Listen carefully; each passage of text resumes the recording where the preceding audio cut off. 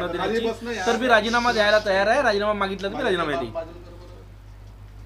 आम्ही काँग्रेसकडून तुम्हाला वारंवार भूमिका सांगतोय की हे जे ओबीसी वर्सेस मराठा जे भांडण लावलं गेले हे सरकार प्रणीत आहे।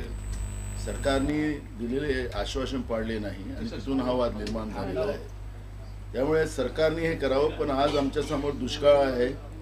आपण पाहिलं की काल हिंगोली जिल्ह्याच्या काही शेतकऱ्यांनी सरकारला किडनी विकायची आहे, आम्हाला शरीराच्या अवयव विकायचे आहेत, आपण घ्या, आमच्याजवळ पैसे नाही, आता आमच्याजवळ विकायला काही राहिले नाही, आमची शेती सगळी उद्ध्वस्त झाली।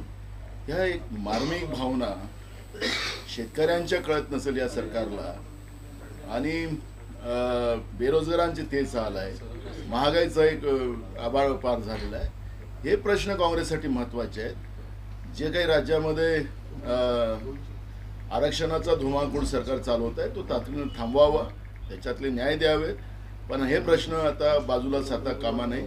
पहिले या शेतकऱ्यांच्या प्रश्नावर सरकारने तातडीनं बोलावं, काय आपण देणार, काय त्यांचं नियोजन आहे ते प्रामाणिकपणे, कारण अजूनपर्यंत 50,000चं प्रोत्साहनाचे पैसे शेतकऱ्यांना मिळाले नाही, मागच्या काळातल्या अवकाळी पावसाचे पैसे मिळाले नाही, आता दुष्काळाची परिस्थिती आहे, सरकारचं कुठलंही नियोजन नाही, आणि म्हणून हे प्रश्न आमच्यासाठी महत्त्वाचे आहेत। महागाई आमच्यासाठी, बेरोजगारी आमच्यासाठी महत्त्वाचे प्रश्न आहेत, आणि सरकारने या प्रश्नाकडे लक्ष घालावं ही आमची भूमिका आहे। काँग्रेसची यांच्यावर काय भूमिका आहे, छगन भुजबळांवर काय भूमिका आहे, की ज्या पद्धतीने त्यांनी आता म्हटलं की माझ्या पक्षाच्या भूमिका त्यांना समर्थन नाही, आम्हाला त्याच्याबद्दलचा एक शब्दही बोलायचा नाहीये, आमचा तो विषय पण नाहीये। सरकारने जे आश्वासन मराठा समाजाला दिले, धनगर समाजाला दिले, ते कसे पूर्ण करायचे सरकारने ठरवायचं, कोणाच्या तोंडातला घास हिसकायचा नाही, आणि त्यांना कसं न्याय देता हे सरकारने ठरवायचं। ज्या घोषणा केल्या त्या घोषणेची पूर्तता सरकारने करावी, तो प्रश्न आमचा नाही आहे, तो सरकारचा प्रश्न आहे। त्यामुळे सरकारचेच मंत्री समजा एका समाजावर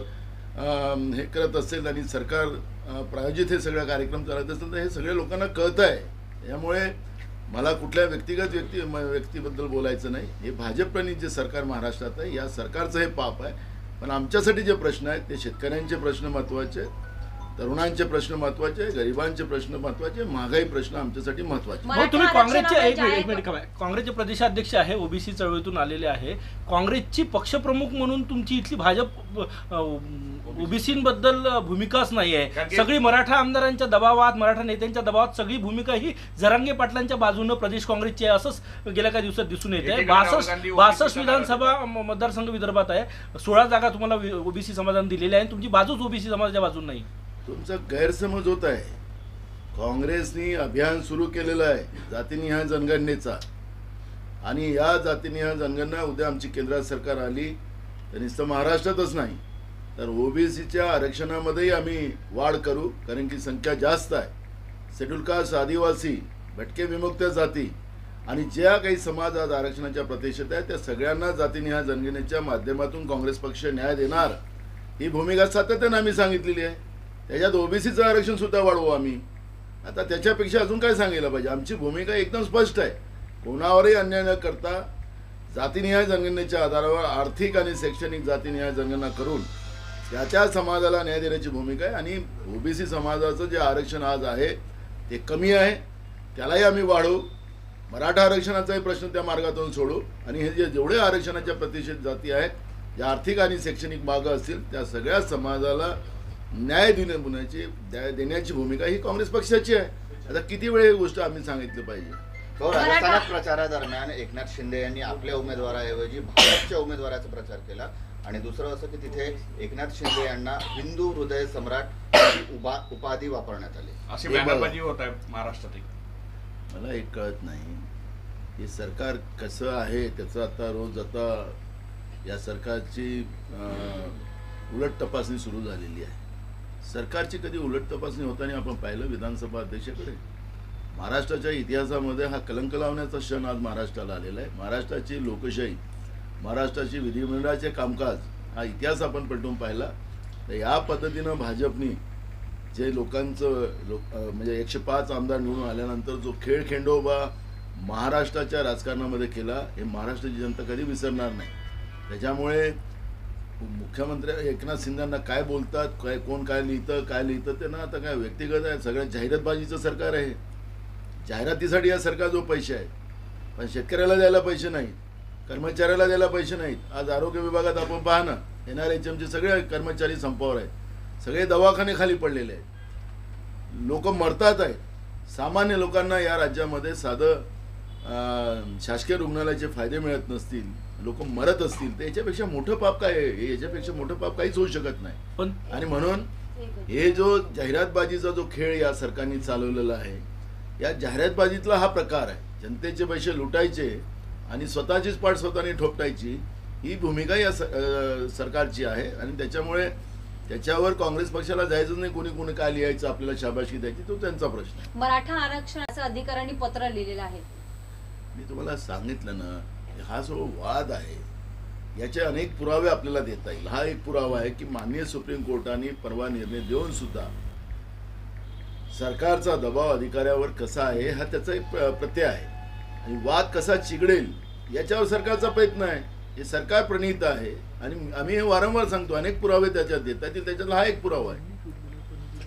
तुम्ही ट्विट केलं एक पंतप्रधानांबाबत आणि राहुल गांधी यांनी त्यांना नोटीस बजावली याच प्रकरणात. एक कळत नाही, पनोती हा शब्द कुठे एका व्यक्तीला लागत असेल तर हा एक आश्चर्याचाच भाग आहे. म्हणजे पनोती हा शब्द असा आहे, या पनोती शब्दाचा अर्थ असा होतो की सगळा माझ्याच ताब्यात पाहिजे आणि सगळ्यावर अन्याय केलं पाहिजे आणि अन्याय करतच आहेत व्यवस्था काय जी असेल ती.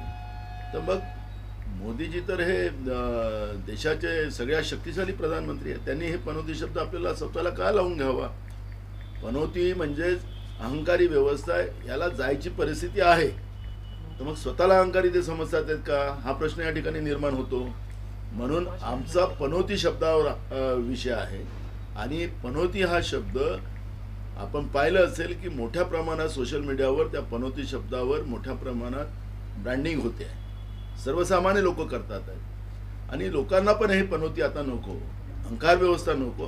आणि त्याच्यावर आम्ही ट्विट केलेलं आहे. आम्ही कुठल्या आदरणीय आपल्या देशाचे प्रधानमंत्री नरेंद्र मोदींच्या बद्दल त्याच्यामध्ये एक लाईन पण आम्ही बोललेलो नाही. आणि आमचा तो नाही, आम्हाला आदरणीय आहेत नरेंद्र मोदीजी, देशाचे प्रधानमंत्री आहेत. बहुत हिंदी में बताइए पनोती मराठीत उद्या पहिले एक रात्रंदिवस जरांगे पाटील सभा घेतात आहे, सरकार त्याला आडकाठी का करत नाही? मुख्यमंत्री आणि उपमुख्यमंत्र्यांना सवाल विचारला आहे भुजबळांनी. रात्री 1 पर्यंत सभा घेतात, परमिशन कशी मिळू शकते 1 पर्यंत सभा घ्यायची? तुम्हाला सांगितलं ना, हे सरकारचं प्रायोजित कार्यक्रम आहे. सरकारला वाद निर्माण करून जनतेचे मूळ प्रश्न डायव्हर्ट करायचे आहेत, एवढा सोपा प्रश्न आहे. त्याच्यामुळे ज्या आदरणीय नरेंद्र मोदीजींनी छत्तीसगडमध्ये सांगितलं की गरीब ही जात आहे, त्याच दिवशी देशाच्या जनतेला कळलं की आरक्षण व्यवस्था या देशामध्ये संपवायची व्यवस्था सुरू झालेली आहे. गरीब आणि श्रीमंत या दोनच जाती या देशामध्ये ठेवायच्या आणि आरक्षण व्यवस्था संपुष्टात आणायची ही लाईन आता सुरू झालेली आहे. पण आरक्षणाच्या माध्यमातून या पद्धतीचा वाद निर्माण करून तुम्ही मोठे मोठे बोर्ड मध्य प्रदेशमध्ये लावलेत, राजस्थानमध्ये लावले, छत्तीसगडमध्ये लावलेत भाजपने.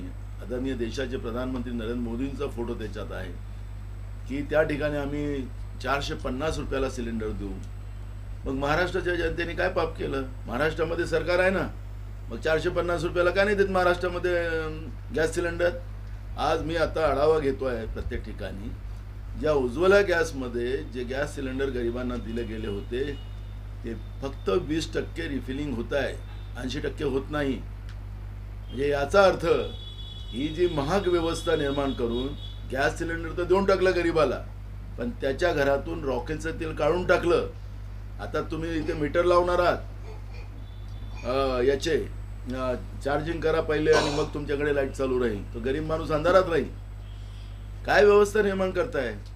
आणि म्हणून मी आपल्याला सांगतो की ही सगळी जी बनवाबनवी चाललेली आहे, ही बनवाबनवी थांबवा. लोकशाहीच्या व्यवस्थेमध्ये लोकांच्या ज्या गरजा आहेत त्या पुरवण्याचं काम. सरकार हे प्रॉफिट कमवायसाठी नसतं.